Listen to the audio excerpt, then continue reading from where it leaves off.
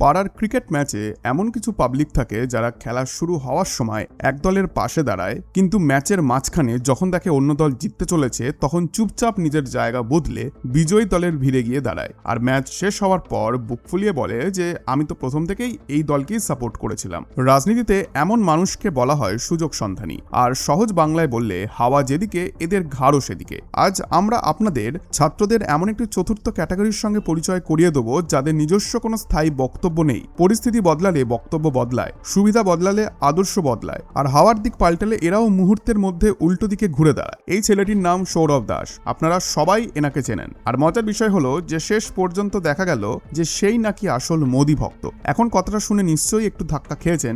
যে ছেলেটি সিজেপির মঞ্চে এত ছাত্রছাত্রীদের উস্কেছে ধর্মেন্দ্র প্রধানের রেজিগনেশন না হওয়া পর্যন্ত, যে থামেনি, সেই লোক আবার মোদি ভক্ত হলো কিভাবে? ভিডিওটি শেষ পর্যন্ত দেখুন, প্রমাণ সহ দেখাবো সৌরভ দাস ঠিক কত বড় মোদি ভক্ত ছিল। আপনাদেরকে অনুরোধ করব ভিডিওটিকে একটি লাইক করে চ্যানেলটিকে সাবস্ক্রাইব করার, আর কমেন্টে লিখুন আপনারা এই ভিডিওটি কোথা থেকে দেখছেন। আপনাদের গ্রামের নাম বা শহরের নাম অবশ্যই মেনশন করুন কমেন্ট বক্সে।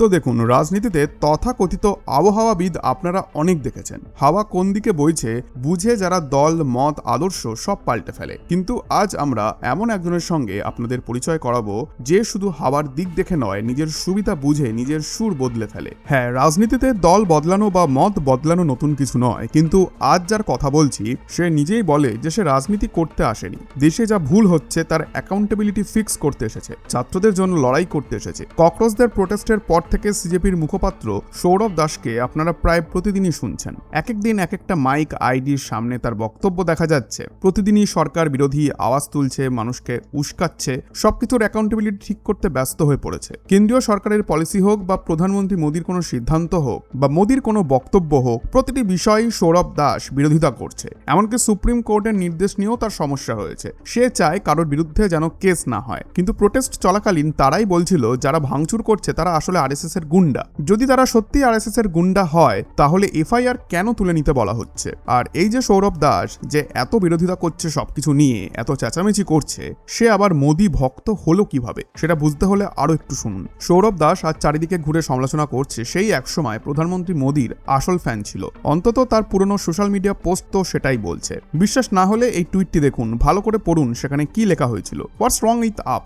Completely changed, double standard. You two are like Congress. Modi is far better, the best one. টুইটটি করা হয়েছিল 19 ডিসেম্বর 2015-তে। নিশ্চয়ই এবার বুঝতে পারছেন যে ওই সময় সৌরভ দাস ঠিক কি লিখেছিল। সৌরভ দাস লিখেছিল, আম আদমি পার্টির কি হয়ে গেল?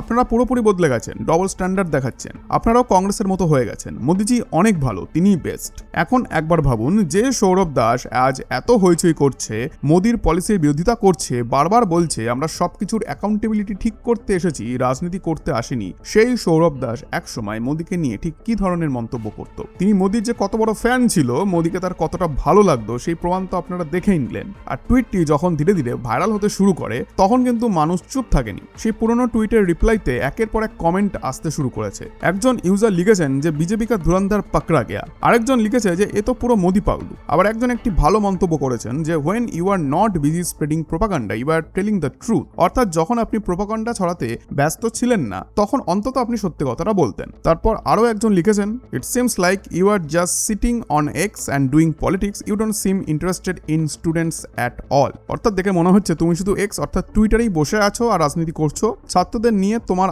আদৌ কোনো আগ্রহ আছে বলে মনে হয় না। আর এই টুইটটি ভাইরাল হওয়ার পর মানুষের অনেক ফানি রিয়াকশন আসছে। কেউ বলছেন তিনি আগে থেকেই মোদি পাগলু ছিলেন, কেউ বলছেন বিজেপির ভেতরে যেমন হামজা আলী মাজারি আছে তেমনি অপোজিশনের ভেতরেও এই ব্যক্তি রয়েছে। আবার কেউ সরাসরি বলছে যে ছাত্রদের সঙ্গে তার কোনো সম্পর্কই নেই, সে শুধুমাত্র পলিটিক্স করতে এসেছে। যতই মুখে বলুক যে আমি ছাত্রদের পাশে রাজনীতি করতে আসেনি, তার কাজকর্ম দেখে সেটা বোঝা যাচ্ছে না। এই সমস্ত কমেন্ট স্টুডেন্টরাও দেখতে পাচ্ছে এবং তারাও নিজেরা এখন অনেক চিটেড ফিল করছে এদের মতো লিডারদের বিশ্বাস করে। যে সৌরভ দাস এখন প্রতিটি বিষয় নিয়ে মন্তব্য করছে, বাধা দিচ্ছে, একের পর এক প্রশ্ন তুলছে, এমনকি সুপ্রিম কোর্টের বক্তব্যে বিরোধিতাতেও নেমে পড়েছিল, কিন্তু আগের পিকচারটা অন্য কথাই বলছে। সুপ্রিম কোর্ট যখন বলছিল যারা ক্রিমিনাল অ্যাক্টিভিটিতে যুক্ত ছিল তাদেরকেও অ্যাকাউন্টেবিলিটি ঠিক হবে এবং তাদের বিরুদ্ধে মামলা দায়ের করা হবে, তখন সৌরভ দাস সেটারও বিরোধিতা শুরু করে। এখন এই বিষয় নিয়ে আপনাদের কি মন্তব্য অবশ্যই কমেন্ট বক্সে জানান। ধন্যবাদ।